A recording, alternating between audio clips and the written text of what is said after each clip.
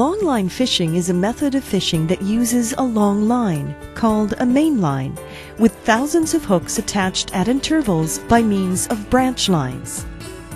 The main line is wound around a large spool near the front of the vessel and is dragged behind the vessel for almost 10 kilometers.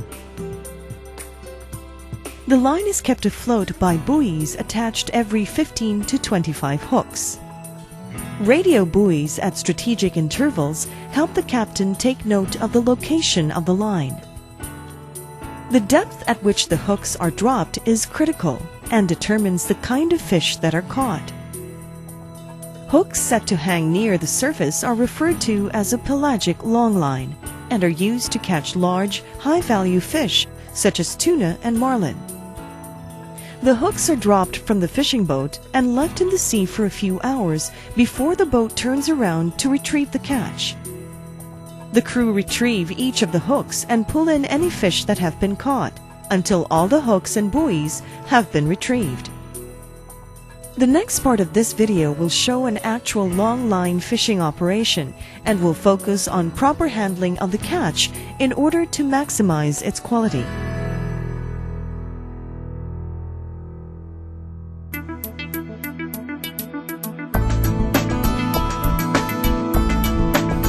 The fishing process begins once the vessel has arrived at the fishing area. Members of the crew begin to prepare for fishing. Bait is thawed. The radio buoys are prepared. Hooks and branch lines prepared. And main line is drawn out from the super spool. 2 crewmen stand at the rear of the boat. One is responsible for clipping the branch line to the main line. The other is responsible for attaching the bait to the hook. At the captain's signal, the first radio buoy is dropped into the sea. The crewmen at the stern of the boat begin to drop the hooks. The vessel has a device that controls the intervals at which the crew will drop the hooks. This device emits a sound each time a hook is to be dropped. It also indicates when it is time to drop a buoy. This is usually every 15 to 25 hooks. Each buoy has a tag with a number. This number indicates how many buoys have been dropped and therefore how many hooks. The control device also indicates when it is time to drop the radio buoy. The crew will launch a radio buoy every 500 to 700 hooks. The crew take turns dropping hooks. In the meantime, other members of the crew replace the baskets when they are empty, as well as replenish the bait.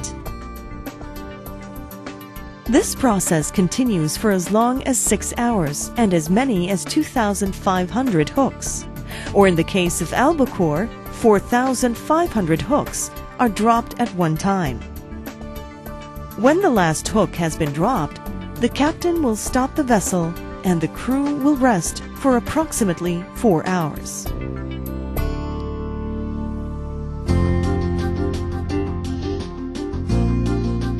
After 4 hours have elapsed, the captain will turn the boat around and will use the GPS system to locate the last radio buoy dropped.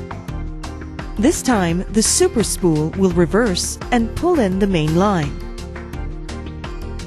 A crew member at the front of the boat controls the process by grabbing the clip of the branch line and passing it to the crew beside him. This crewman pulls in the fish line and hook, while taking care to carefully coil the line back into the barrel in the process. Some vessels with large crews have 3 to 4 crewmen pulling in the branch lines at the same time. Returning the branch lines to the barrel is a critical procedure, and the lines must be returned carefully in the proper sequence to avoid tangling. The next time the hooks and lines in this barrel are used again, the last line returned will be the first one used. As long as this last-in, first-out process is done, there is no danger of lines getting tangled. A buoy is pulled in every 15 to 25 hooks. This buoy is returned to its storage place, along with its number tag.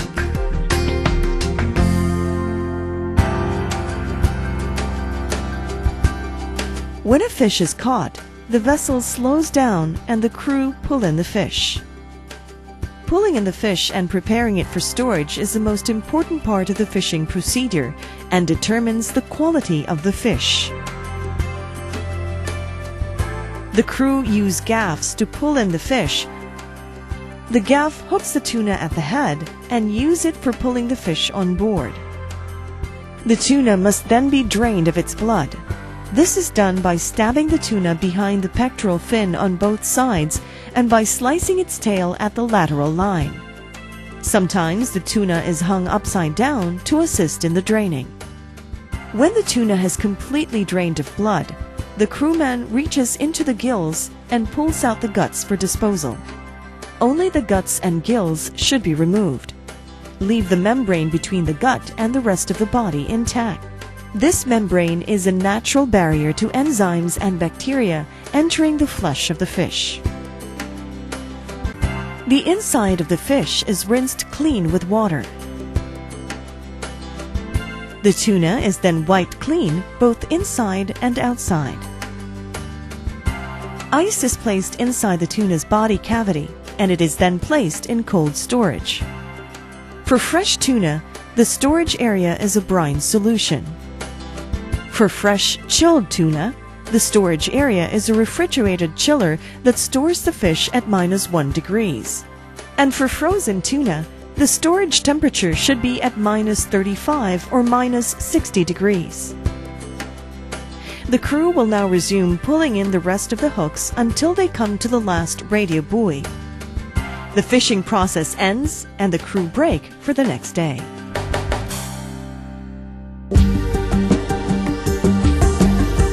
Deep-sea fishing is a dangerous occupation, so it is very important to observe correct safety procedures. Always wear safety gear such as gloves and rubber boots. Rubber boots protect you from the most common accidents during fishing: shark bites, getting speared by swordfish, and wounds from fishhooks. The front of the receiving area of the boat is a dangerous place. Stay at the sides to avoid an accident. Wear proper rain gear during rainy weather.